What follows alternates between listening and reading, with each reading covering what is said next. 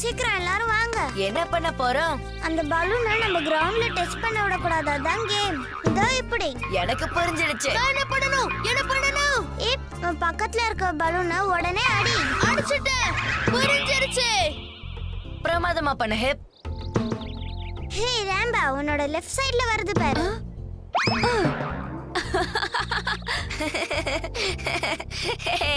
ஹே உன் பக்கத்துல வருது பாரு. பாத்துட்டேன். ரொம்ப அற்புதமா விளையாடுற டாக்கு.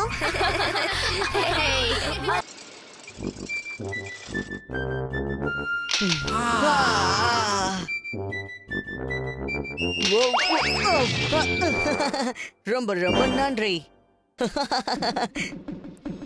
முடிஞ்ச அளவுக்கு சீக்கிரமா வெளியே வா. நாங்க எல்லாரும் எவ்வளவு ஜாலியா விளையாடுறோம்னு வந்து பாரு.